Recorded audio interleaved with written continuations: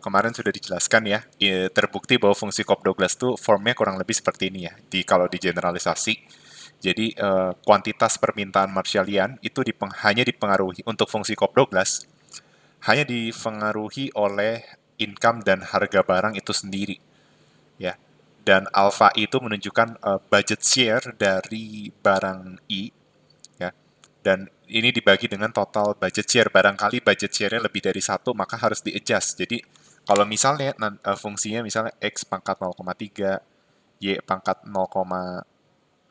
Nah, ini kan total parameter tidak sama dengan satu, atau dia tidak konstan di tentu scale. Nah, ini harus di-adjust. Maksudnya itu parameter 0,3 itu tidak menunjukkan 30% budget digunakan untuk barang X. Kalau konstan di tentu scale, iya, 0,3 itu mengindikasikan 30% dari budget itu digunakan untuk mengonsumsi barang X dalam rangka memaksimumkan utilitas. Tetapi kalau dia bentuk fungsinya seperti ini, itu nggak seperti itu. Jadi dia nanti Marshallian demand-nya kan seperti ini.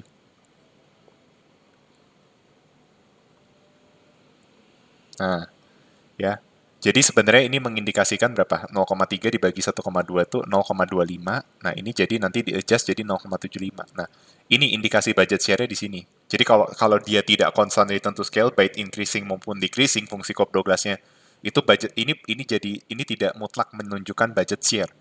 Sebenarnya ini mengindikasikan budget share, tapi tidak 0,3 itu tidak langsung 30% kita interpretasikannya karena total parameter tidak sama dengan satu. Makanya saya bikin bentuk formulanya adalah alpha I ya. Maksudnya asumsikan semua parameter dari parameter budget share dari masing-masing barang I itu pakai alpha ya. Jadi alpha I dikali M dibagi sigma alpha I dikali PI ya.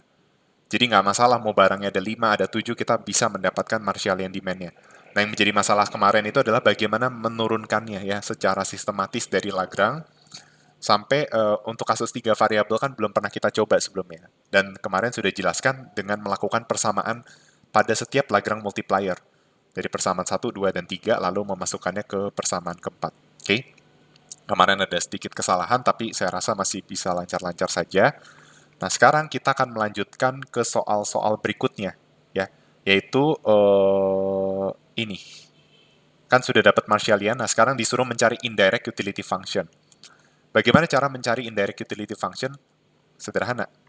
Caranya adalah teman-teman cukup memasukkan fungsi Marshallian ke direct utility function. Kan fungsi utility-nya adalah X pangkat 0,5, Y pangkat 0,3 dikali Z pangkat 0,2. Nah, ini tinggal diganti jadi X Marshallian, ini jadi Y Marshallian, ini jadi Z Marshallian. Sehingga nanti bentuk utility-nya jadi seperti ini. Ya, jadi kan indirect berarti utilitas secara tidak langsung dipengaruhi oleh bukan konsumsi barang X dan Y atau dan Z, tapi dipengaruhi oleh harga barang masing-masing beserta dengan income seperti itu. Oke. Okay? Nah, X Marshallian-nya tinggal kita ganti ya ini X Marshallian, Y Marshallian yang udah kita dapat. Y Marshallian 0,3, X Marshallian 0,5, Z Marshallian 0,2. Berarti jadi seperti ini. 0,5 M per PX pangkat 0,5. Bentar. Ya, terus ini sambil dicek lagi ya biar biar nggak ada kesalahan kayak tadi karena kalau ada kesalahan lumayan wasting time ya. Benar ya, PX tuh 0,5. Terus yang Y-nya 0,3.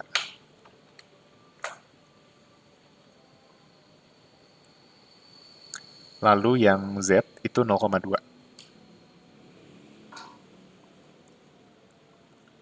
Ini adalah indirect utility function. Bisa kita sederhanakan jadi sorry ya, bukan M, kita pakainya E, jadi bebas aja sih ya. Saya maunya pakai E juga nggak apa-apa ya. Atau kita ganti yang E jadi M juga nggak apa-apa ya, sama aja. Misalnya saya mau ganti jadi M aja juga ini nggak jadi masalah ya, cuma cuma ini doang. Memang seharusnya sih M sih, lebih lebih tepat M ya. Karena kalau E itu kan lebih ke expenditure, tapi kalaupun kalian bikin dalam E juga nggak masalah. Biasanya kita lihat dari instruksi soalnya, jadi kebetulan instruksi soalnya kurang lengkap. Nah, jadi di sini tetap M. Nah, intinya kan M-nya digabung nih, M pangkat 0,5 dikali M pangkat 0,3 dikali M pangkat 0,2, atau jadi M pangkat 1.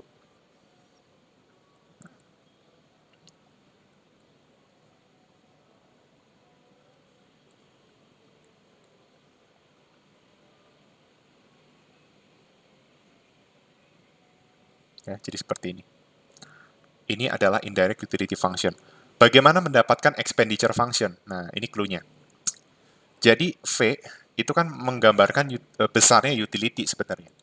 Tapi kalau kita bicara tentang expenditure, fungsi expenditure itu sebenarnya kita mau melihat berapa sih expenditure minimum, atau dengan kata lain adalah dengan utility yang sama seperti sebelumnya, berapa expenditure minimum yang harus dikeluarkan. Nah, berarti si V-nya ini diganti jadi ubar. Nah, terus nanti unsur M itu diganti jadi E. Kenapa? Karena kita mau bicara tentang expenditure. Ya udah deh, kan kita dapat nih V sama dengan M sekian. Ya udah tinggal dibalik. Jadi seperti ini nanti. E sama dengan V per ini. Nah, V-nya jadi ubar. Terus ini tinggal dimasukin deh.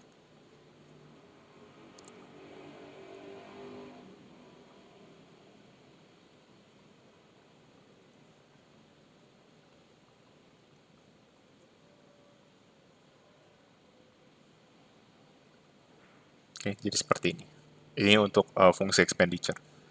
Lalu bagaimana mendapatkan Hicksian demand? Nah, gampang lah ya, teman-teman udah pada tahu Hicksian demand itu adalah turunan expenditure terhadap harga barang. Berarti kalau X itu harga barang X. Nah, silakan teman-teman coba ya turun. Kalau masih bingung proses penturunan, ingat aja teman-teman itu asumsikan ini tuh jadi U, ini jadi V, ya kan? U aksen itu U bar diturunkan terhadap PX, hasilnya 0. V aksen, coba ini diturunkan terhadap PX gimana nih? Berarti kan ini kan sebenarnya PX pangkat min 0,5, jadi min 0,5 dikali PX pangkat min 1,5 gitu ya. Dikali 0,5 per PX pangkat min 0,5. Bener ya? Kan chain rule ya, U pangkat N. Jadi ini keluar ke depan, ini N kurang 1 dikali turunan dalam. Turunan dalamnya itu PX pangkat min 0,5. Jadi diturunkan tuh jadi, bentar. Saya kerjakan bertahap.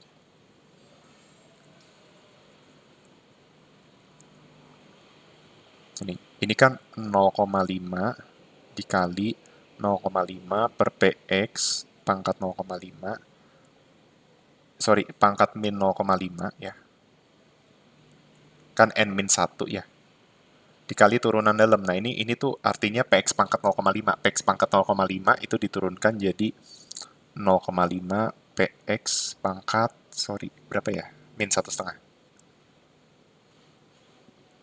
Dikalikan dengan 0,3 PY per PY pangkat 0,3 dikali 0,2 per PZ pangkat 0,2. Saya izin pakai warna yang berbeda. Nah, ini tuh nanti hasil yang ini, itu adalah yang ini ya. Itu hasilnya adalah 0,5 dikali 0,5 pangkat min 0,5. Nah, 1 per PX itu PX min 1. PX min 1 di pangkat min 0,5 jadi PX pangkat 0,5. Ya, PX pangkat 0,5. Nah, ini jadi PX min 1,5. Ya, berarti PX pangkat min 1,5 dikali PX 0,5. Gitu kan.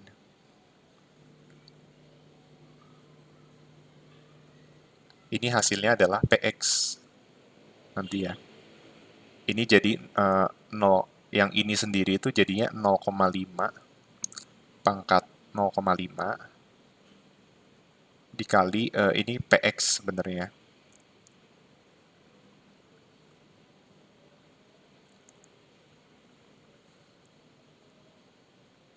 terus dikalikan ini.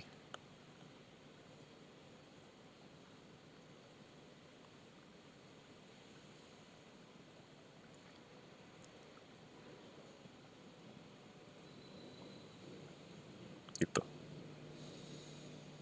Oke.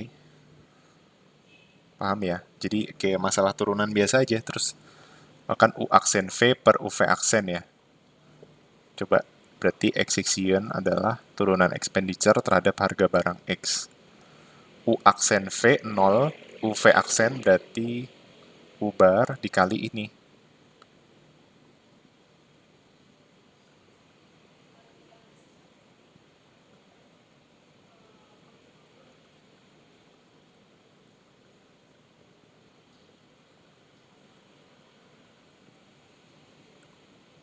Saya tulis di halaman selanjutnya aja.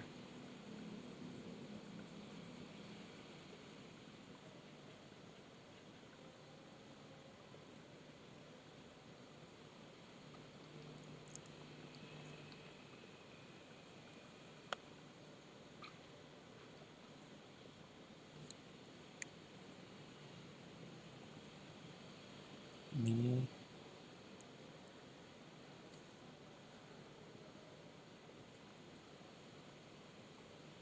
U aksen. Jadi kan U aksen V min UV aksen. Jadi ini hasilnya tuh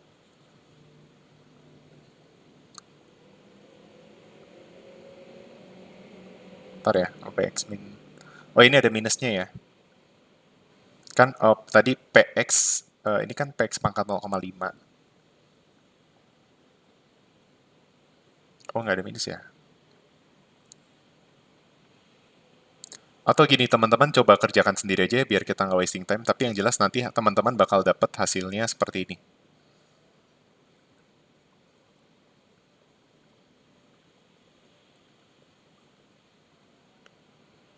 Nanti kalau teman-teman kerjakan, itu hasilnya adalah U bar dikali 0,5 per PX pangkat 0,5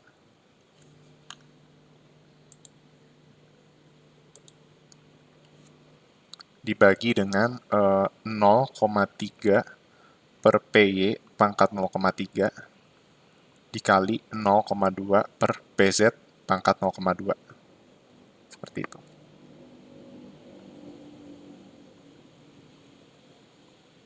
Ini untuk hasil Higgshian demand-nya. Nah, teman-teman silakan coba sendiri aja ya. Biar kita bisa menghemat waktu ya. Kan ini tadi saya kasih panduannya aja. Ini kan turun ke sini 0,5. Nah, ini jadi 0,5 per PX pangkat min 0,5. Kan N dikali ini pangkat N min 1 kali turunan dalam. Nah, turunan dalamnya itu adalah 0,5 kali PX 0,5 kali PX pangkat min 1, sorry, berarti kan 0,5 per PX itu sama aja kayak 0. Nah, berarti ini jadi min 0,5 PX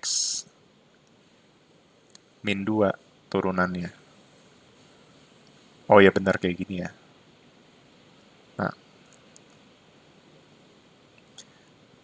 ini dikali ini jadi 0,5 pangkat. Berarti nanti jadi 0,5 pangkat 1,5. Ya pokoknya teman-teman coba selesaikan. Nanti hasilnya, itu tadi saya kasih panduannya ya. Jadi nanti hasil dari V aksennya itu adalah 0,5 dikali 0,5 pangkat min 0,5. Bentar. Kan 0,5 dikali 0,5 tuh 0,5. Oh, berarti 0,5 pangkat min 1,5.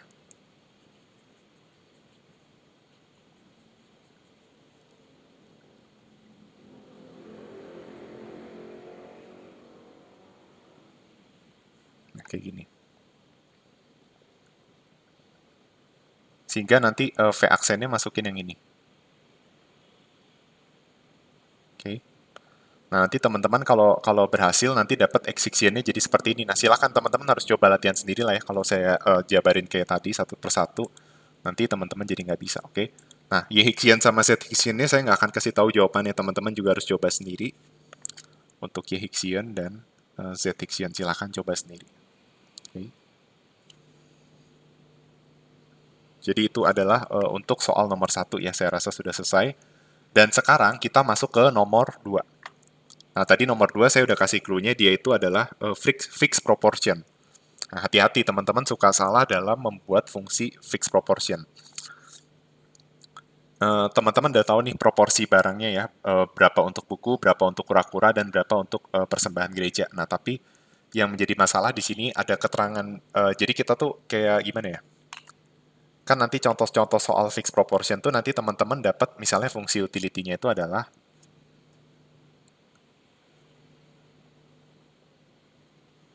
misalnya utility adalah minimum X 2Y gitu ya. Nah, ini kan secara proporsi sama aja kayak kalau fungsi utility-nya seperti ini. Sama aja. Sama-sama X sama dengan 2Y. Padahal fungsi utility-nya itu berbeda. Nah, apa yang menentukan besarnya parameter? Kenapa ini 1, 2, dan kenapa ini 0,5 sama 1? Jawabannya adalah kita mesti tahu informasi utility-nya. Ya.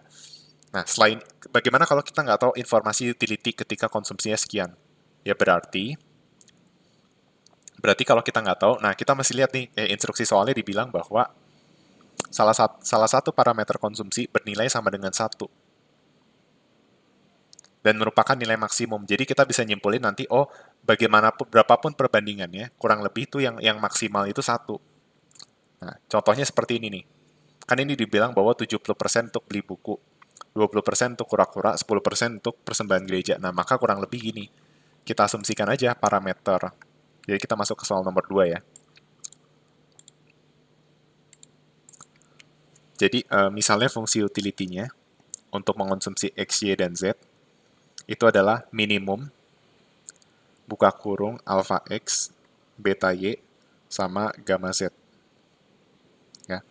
Nah, kan ya, intinya proporsinya itu adalah 70% buku disertai dengan 20% apa kura-kura ya. 20% kura-kura sama 10% persembahan misalnya.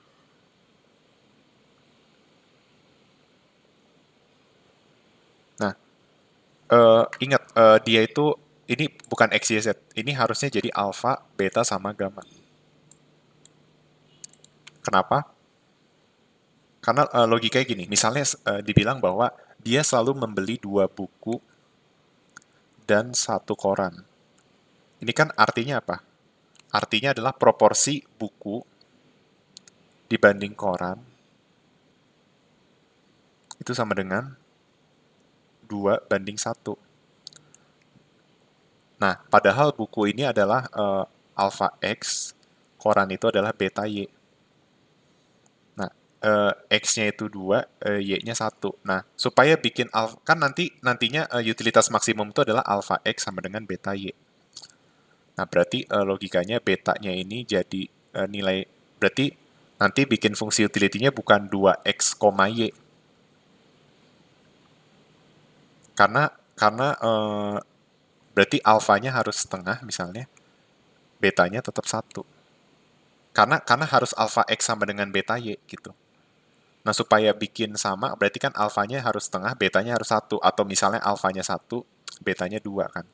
Nah, itulah sebabnya kita bikin 70% alfa, 20% beta, 10% gamma. Bukan X, Y, Z gitu. Ya. Nah, dari informasi inilah kita bisa mencari apa? Kita bisa mencari nilai alfa, beta, dan gammanya. Oke, saya tuliskan lagi. 70% alfa, 20% beta, sama 10% gamma. Berarti alfa, beta, sama gamma. Nah, ingat, dibilang bahwa parameter yang paling tinggi itu bakal bernilai sama dengan 1. Nah, logikanya berarti kan sesuatu yang paling tinggi berarti si gamma. Kenapa? Karena sesuatu dikali gamma sama dengan sesuatu kali beta sama sesuatu kali alfa. Nah, ternyata sesuatunya itu paling kecil di gamma. Makanya ini logikanya bakal paling tinggi.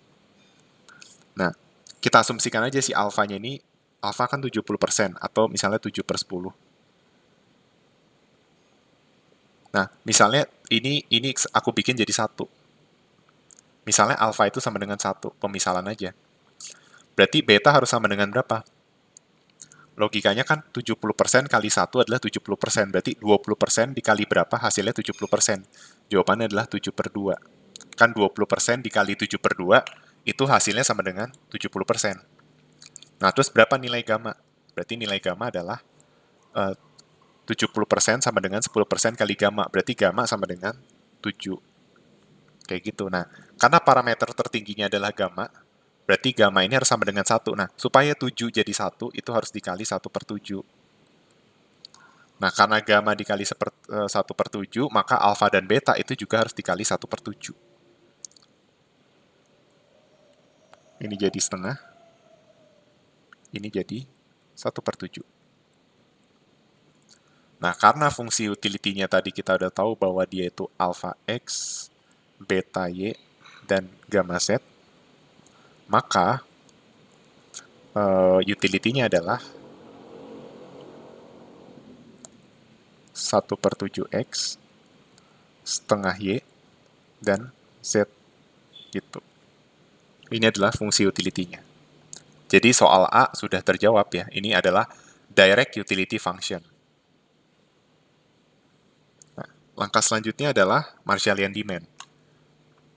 Marshallian demand untuk fungsi, jadi nomor 2A udah terjawab. Nah, Marshallian demand, ingat Marshallian demand itu dicari dengan apa? Dengan membuat nilai proporsinya itu jadi sama persis.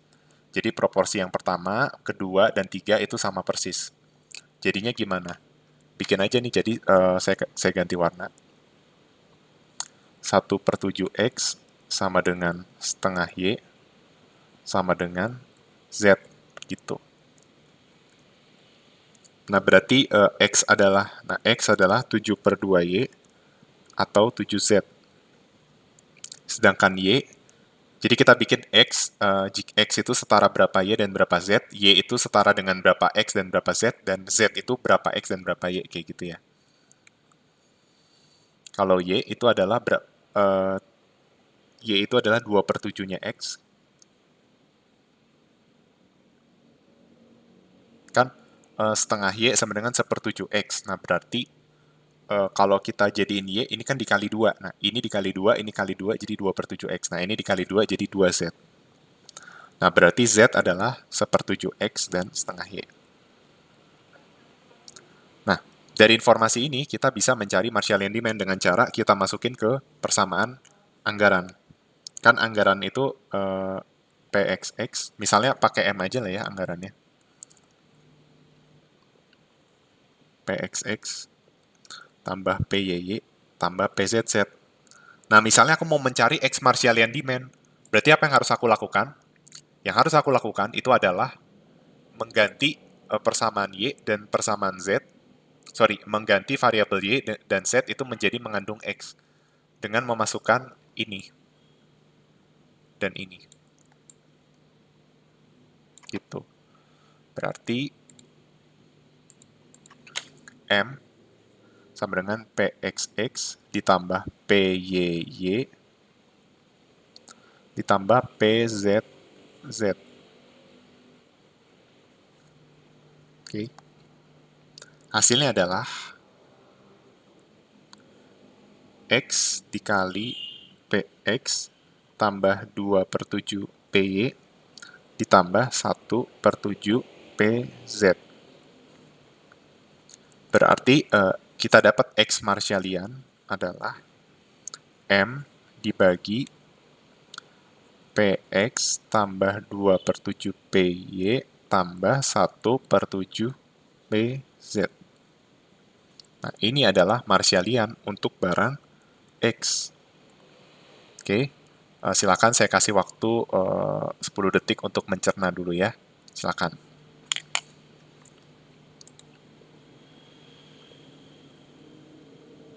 Oke, sudah ya.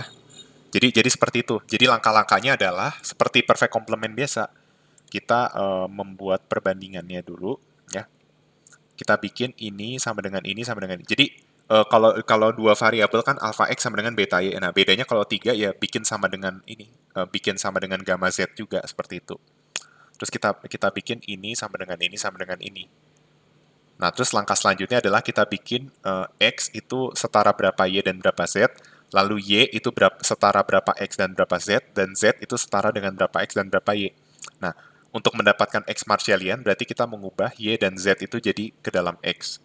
Nanti juga untuk mencari Y Marshallian, kita mengubah X dan Z itu menjadi Y. Nah, untuk mencari Z Marshallian, itu mengubah X dan Y jadi ke dalam bentuk Z. Nah, caranya gimana untuk Y Marshallian dan Z Marshallian? Nah, ini aku bakal bantu kerjain, teman-teman juga bisa sambil kerjain.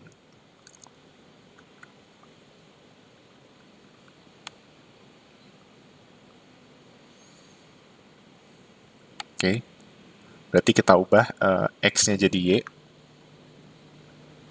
7/2Y,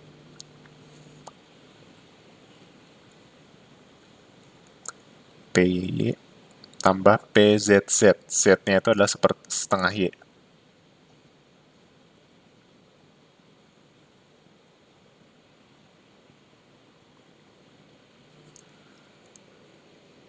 Oke, jadi seperti itu. Berarti M sama dengan Y dikali 7/2PX ditambah PY ditambah setengah PZ. Berarti Y Marshallian sama dengan M per 7/2PX ditambah PY ditambah setengah PZ. Ini adalah Y Marshallian. Oke, langkah-langkahnya masih sama persis. Nah, begitu pula untuk kalau kita mencari Z Marshallian.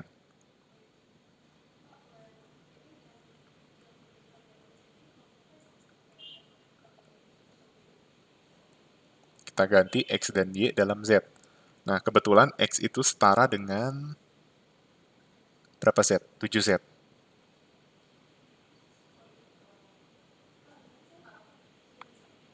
Terus Y setara dengan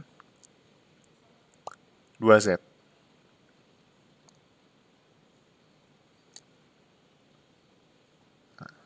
Berarti M sama dengan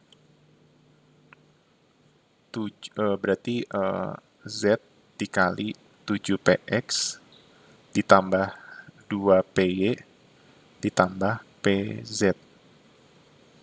Hasilnya adalah Z Marshallian adalah M per 7PX ditambah 2PY ditambah PZ.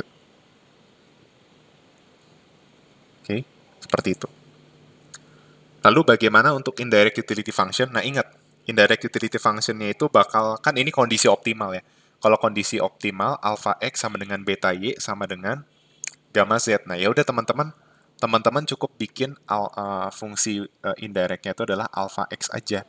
Karena kan bakal sama dengan beta Y dan gamma Z kan. Jadi aku bikin aja alpha X tapi X Marshallian. Karena nanti nilainya sama aja kayak beta Y Marshallian dan gamma Z Marshallian. Biar nggak wasting time. Gitu. Maka nanti hasilnya jadi seperti ini. Alpha dikali X Marshallian. Ini. Alpha dikali M per, tadi X Marshallian itu adalah PX ditambah 2/7 PY ditambah 1/7 PZ ya.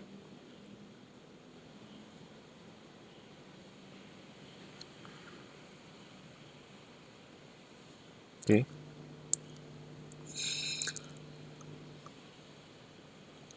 Bentar.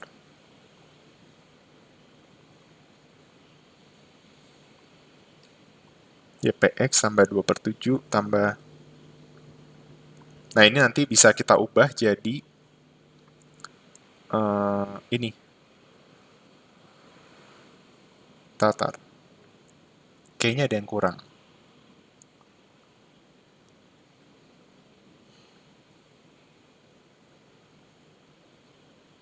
Oh ya, sorry, alpha M. Nah, alfanya kita ganti ya. Alfanya itu 1/7 ya tadi ya, nilai dari fungsi persamaannya. Kan fungsi utility-nya 1/7X. Nah, ini berarti alfanya nih.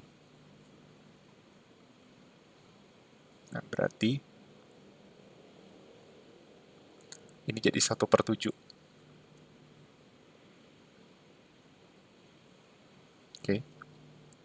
Nah, ini diubah nanti jadi hasilnya adalah V sama dengan M per 7PX ditambah 2PY ditambah PZ. Ini adalah indirect utility function ya. Oke. Jadi kalau teman-teman lakukan beta Y sama gamma Z, hasilnya juga sama untuk indirect utility function ya. Ini. Berarti expenditure-nya gimana? Ya tinggal dibalik aja. Expenditure-nya jadi V-nya jadi ubar. Ubar dikali 7PX tambah 2PY ditambah PZ. Oke. Ini adalah expenditure. Terus Hicksian demand-nya gimana? Nah, kalau perfect complement, Hicksian demand-nya lebih gampang. Ya, Hicksian demand-nya lebih gampang. Nah, gampang dong. Kan berarti PY-PZ-nya kita abaikan. Nah, ini jadi 7PX kali ubar. PX turunin habis jadi 7 ubar. Gitu. Nanti Y Hicksian itu jadi 2 ubar. Z Hicksian itu turunan expenditure terhadap harga barang Z. Hasilnya adalah ubar. Kayak gitu. Oke. Jadi itu adalah Hicksian demand untuk si fungsi perfect complements. Ya, jadi sudah selesai deh soalnya untuk esai nomor 1 dan esai nomor 2 seperti itu. Oke. Nah, silakan dicerna dulu. Nah, paling yang agak effort itu tadi ya Hicksian untuk yang poin E ya. Teman-teman harus coba kerjain sendiri ya biar lancar karena emang butuh effort yang cukup panjang. Tapi yang jelas tadi saya udah kasih kunci jawaban untuk bisa difoto ya, kunci jawaban untuk yang X. Nih, ini kunci jawaban X Hicksian ini. Ya, silakan kalau mau di screenshot. Berarti nanti teman-teman coba kerjain Y Hicksian dan Z Hicksian-nya dapat apa. Teman-teman kalau ragu boleh cocokin jawabannya sama aku. Oke? Oke. Oke, kita lanjut ya. Nah, jadi saya juga sudah membuat beberapa soal pilihan ganda yang akan kita bahas. Saya tidak tahu ini ada 30 soal kalau nggak salah. Apakah kita punya waktu untuk membahas 30 atau tidak? Ya, kita lihat aja. Oke. Kita mulai dari nomor 1.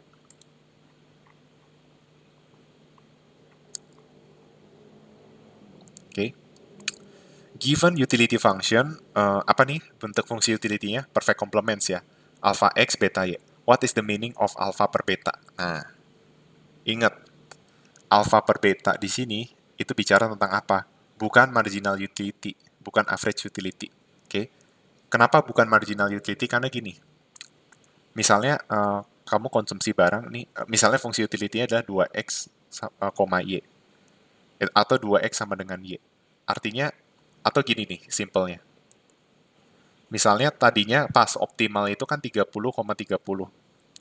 Nah, ketika X-nya bertambah, sehingga nilai alpha X jadi 35, dan beta Y tetap 30, maka kita bisa lihat bahwa utility-nya tetap 30. Atau dengan kata lain, marginal utility-nya 0 ketika Y yang tadinya 30, X 30, nah sekarang X-nya dinaikin sehingga alpha X jadi 35. Berarti kan kita bisa bilang bahwa penambahan X yang menyebabkan alpha X naik dari 30 ke 35 itu tidak menambah utility. Sehingga kita nggak bisa bilang alpha dan beta itu adalah marginal utility. Sehingga yang paling tepat ada untuk mendefinisikan alpha per beta adalah apa? Ingat aja, kalau perfect complement itu kan kondisi yang utilitas maksimum atau kondisi optimal itu kan ketika alpha X sama dengan beta Y. Sehingga alpha per beta itu sama dengan apa? Alpha per beta sama dengan Y per X. Nih, kalau kesulitan, ingat aja nih. Ini kita bagi beta, ini kita bagi beta. Habis kan? Alpha per beta dikali X sama dengan Y. Nah, ini dibagi X. Ini habis. Terbukti kan kalau alpha per beta sama dengan Y per X. Jadi nilai dari alpha per beta bukan mencerminkan MUX per MUY, tapi mencerminkan rasio antara Y dan X yang dikonsumsi. Seperti itu. Nah, terus, jadi jawabannya bener yang D. Nah, sekarang yang nomor 2. What is the elasticity of substitution for fungsi utility berikut? Nah, ini adalah fungsi utility Cobb-Douglas. Nah, kita udah belajar bahwa di fungsi Cobb-Douglas, elasticity of substitution itu bakal sama dengan 1. Dan ini berlaku berapapun alpha betanya. Mau dia constant return to scale kah, mau dia increasing, mau decreasing, dia akan sama dengan 1. Oke. Sebagai pembuktian, MRS itu kan, elasticity substitution itu kan mengukur dampak perubahan Y per X terhadap MRS kan. Nah, coba MRS itu kan MUX per MUY kan. Nah, teman-teman coba aja kerjain. Nah, waktu itu udah pernah dikerjain bahwa fungsi Cobb-Douglas itu selalu sama dengan 1. Makanya, teman-teman harus jawab kalau elasticity of substitution dari fungsi utility ini adalah sama dengan 1.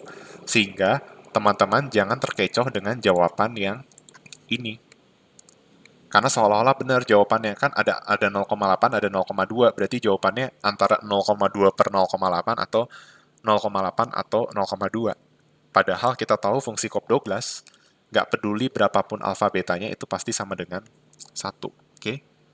Nah, terus kita lanjut ke nomor 3. X is preferred to Y. Then situation suitably close to X must also be preferred to Y. Nah, ini adalah ciri khas dari aksioma continuity. Oke? Nah, bicara tentang aksioma dari rational choice itu ada 3. Teman-teman bisa baca lagi ya. Ada 3 aksioma dari rational choice. Oke. Ada completeness, transitivity, sama continuity. Kalau completeness itu, completeness tuh intinya kita bisa membandingkan yang misalnya apakah X lebih prefer dari Y lebih prefer dari X misalnya gitu ya. Atau apakah X dan Y itu sama-sama di prefer. Ya misalnya apakah, ini kan artinya X lebih baik dari Y ya. Sorry, simbolnya itu kayak gimana ya? Oh, simbolnya kayak gini. Nah, ini artinya X lebih prefer daripada Y. Kalau ini, Y lebih prefer dari X. Kalau X, Y begini, itu X dan Y sama-sama prefer. Oke. Nah, ini ciri khas dari completeness ya. Kalau transitivity itu bisa dibandingkan. Misalnya, X lebih prefer dari Y lebih prefer dari Z. Oh, X lebih prefer dari Y, dan Y itu lebih prefer dari Z. Maka sudah pasti X itu lebih prefer daripada Z. Itu transitivity. Ya, silakan karena kalau di ujian mungkin keluar teori, maka ini menjadi soal yang paling mungkin keluar, yaitu tentang aksioma dari rational choice. Oke. Nah, masih belum susah ya soal 1, 2, 3. Nah, sekarang soal nomor 4. Suppose Ma consume 3 unit X and 4 unit Y. Mi consume 2 unit X and 5 unit Y. Mu consume 3 unit X and 5 unit Y. Which statement is correct? Nah, kalau kita lihat pertanyaannya itu dia lagi bicara tentang besarnya utilitas. Apakah lebih tinggi atau apakah berbeda utility-nya? Atau apakah sama? Nah, berarti kalau kita bicara tentang ini, maka kita mesti bikin gambaran indifference curve-nya. Biar teman-teman dapat visualisasi. Makanya nanti kalau ujian, pastikan teman-teman ada kertas coretan. Jadi kalau soalnya pilihan ganda, ada durasinya juga, teman-teman bisa nyoret-nyoret gitu untuk dapat bayangan. Oke? Nah, Ma 3X dan 4Y. Nah, bikin aja. Misalnya X itu 3, Y-nya 4. Ini konsumsinya di sini. Terus kalau Mi 2X 5Y.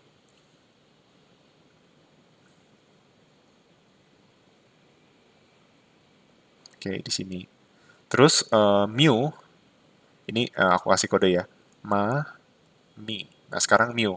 Mu 3 unit X dan 5 unit Y. Berarti di sini mu. Saya pakai warna yang berbeda.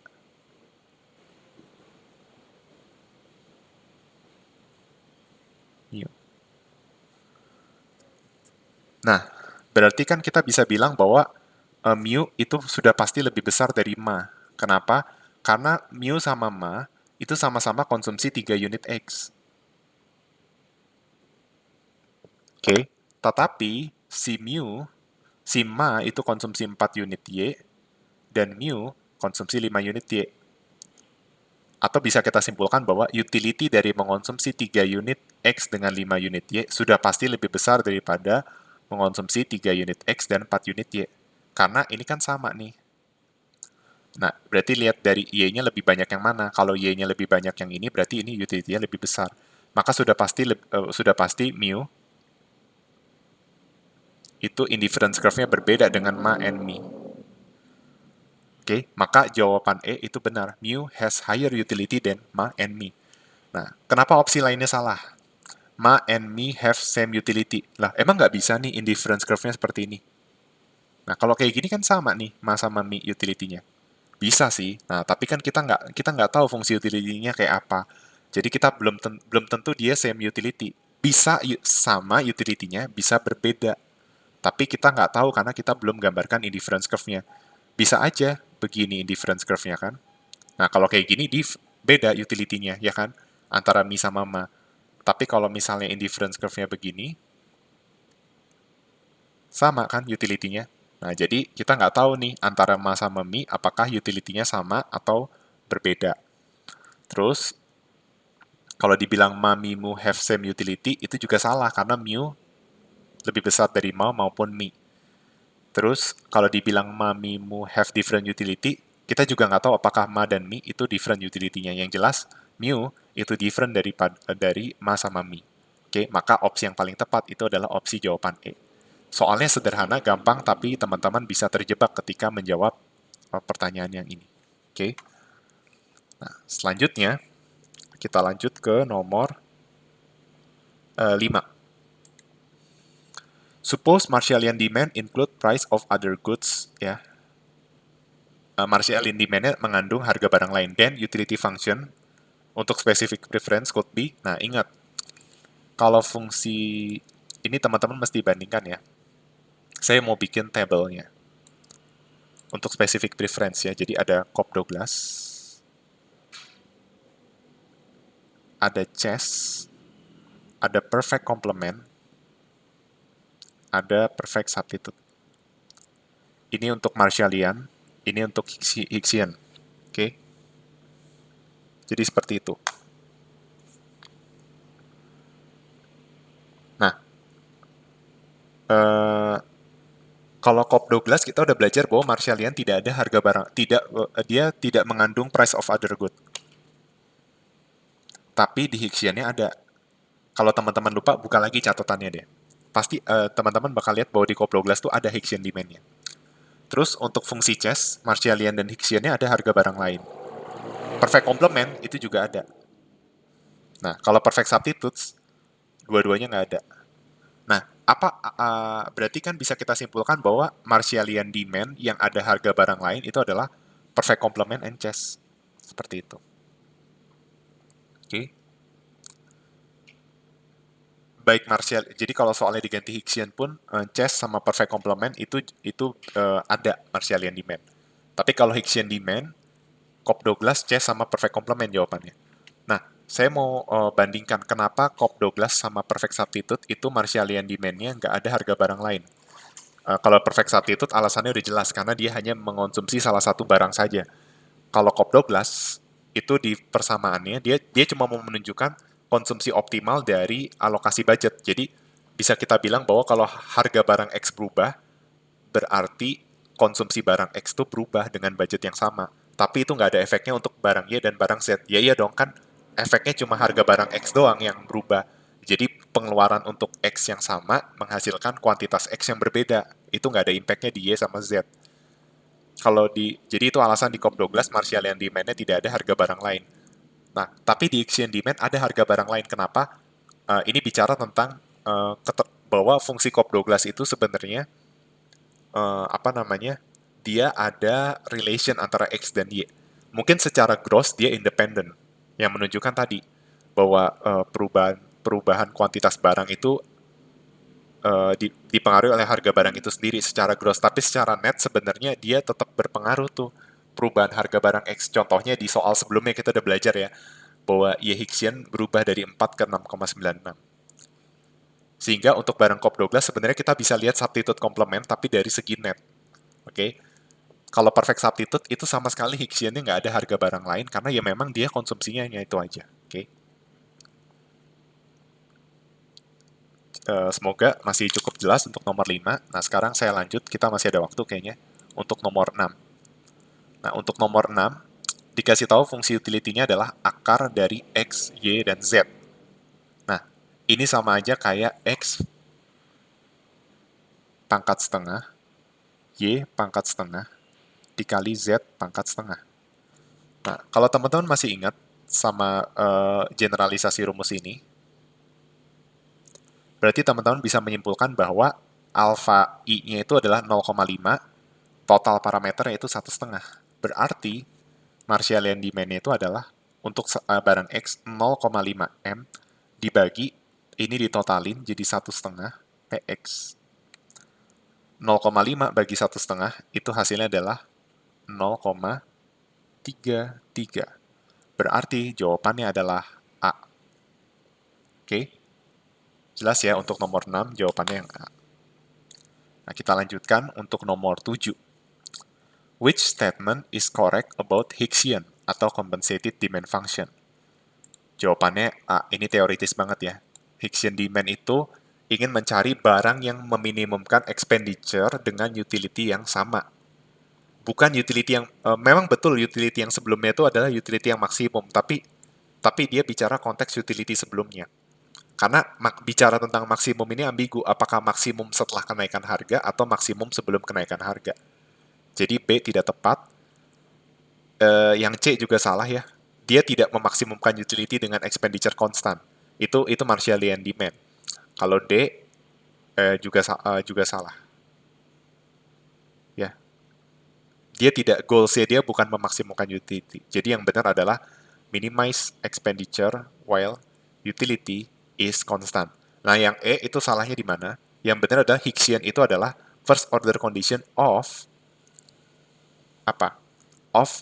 Memang betul Hicksian demand itu adalah turunan pertama dari sesuatu, tapi sesuatu itu adalah bukan Marshallian demand, tapi expenditure function. Oke, jadi jawabannya adalah yang A. Oke, istirahat bentar, 7 detik. Oke, lanjut lagi ya. Nomor 8. Nomor 8, jika kondisinya adalah seperti ini, di mana MUX per PX lebih besar dari MUY per PY, what should the consumer with fixed budget to do to maximize his utility? Nah, ini saya udah berulang kali menjelaskan. Ya, ini udah sering banget dijelaskan. Intinya, dia bakal maksimum kalau MUX per PX sama dengan MUY per PY. Itu berarti, kalau kondisinya lebih MUX per PX lebih besar, saya lebih suka pakai ilustrasi itu apa namanya? Saya lebih suka ilustrasinya kita asumsikan PX dan PY itu sama dengan 1. Oke. Berarti ini kita abaikan nih analisis PX-nya. Jadi kita lihatnya dari MUX MUY aja. Nah, terus sekarang MUX lebih besar dari MUY. Nah, ini logikanya aja. Supaya jadi sama gimana? Berarti kita bikin 6, misalnya 6 lebih besar dari 4. Kan harusnya 5 sama dengan 5. Berarti logikanya MUX harus diturunin dari 6 jadi 5, MUY dari 4 ke 5 itu berarti harus dinaikin. Ingat asumsinya fixed budget. Ya, jadi kalau salah satu ditambah, salah satu harus dikurangi. Nah, kalau MUX diturunkan berarti kuantitas X itu harus ditambah, MUY dinaikkan itu berarti kuantitas Y harus diturunkan. Berarti jawabannya adalah meningkatkan kuantitas barang X dan menurunkan kuantitas barang Y. Jawabannya adalah yang C. Oke. Cukup jelas ya, saya rasa. Nah, sekarang nomor 9. When we derive expenditure function respect to price of goods, we get, nah, expenditure turunan pertamanya adalah Hicksian demand. Oke. Kenapa bukan Shepard lemma? Karena Shepard lemma itu adalah nama metodenya. Tapi yang kita dapatkan adalah Hicksian demand. Ya. Direct utility function itu juga direct utility function bukan dengan menurunkan expenditure, Nah, indirect itu didapat dari memasukkan Marshallian ke direct. Nah, Marshallian itu juga kalau kita mau cari lewat turunan pertama, dia harus pakai Roy's identity. Oke? Jadi yang benar adalah yang B. Nah, terus sekarang soal nomor 10. Nah, sebelumnya saya mau memastikan ada 30 soal ya. Oke. Saya nggak tahu apakah kita bisa membahas semua. Nah, sekarang nomor 10. Mungkin sampai nomor 10 dulu aja ya, karena waktunya sepertinya udah cukup lama. Saya sengaja membatasi, tidak selama biasanya, takutnya teman-teman pusing. Jadi nomor 10 yang terakhir. Hicksian demand function is given by ini. X Hicksian sama dengan U bar dikali PX kali PY. What is the expenditure function? Nah, ini soal terakhir ya. Jadi 20 soal lagi kita lanjutkan di next meeting aja ya. Hicksian demand function is given by ini. Nah, ingat, mengubah Hicksian jadi expenditure. Caranya adalah diintegralkan. Karena gini, Hicksian demand itu diperoleh dari turunan pertama expenditure terhadap harga barang. Misalnya untuk barang X itu adalah harga barang X turunannya. Ini yang kita sebut dengan Shepard lemma. Nah, berarti kita bisa mendapatkan expenditure dengan cara, ingat, kalau total utility barang X diturunkan terhadap X itu adalah marginal utility barang X, maka integral dari marginal utility barang X itu adalah total utility dari barang X. Jadi integral dari marginal adalah total. Karena kalau turunan itu kita mencari nilai perubahan, sedangkan kalau integral kita mencari total dari perubahan. Sehingga integral integral dari X Hicksian terhadap harga barang X itu akan menghasilkan expenditure. Ya. Jadi ini rumusnya sederhana. Nah, terus bagaimana ini? Coba ini diintegralkan.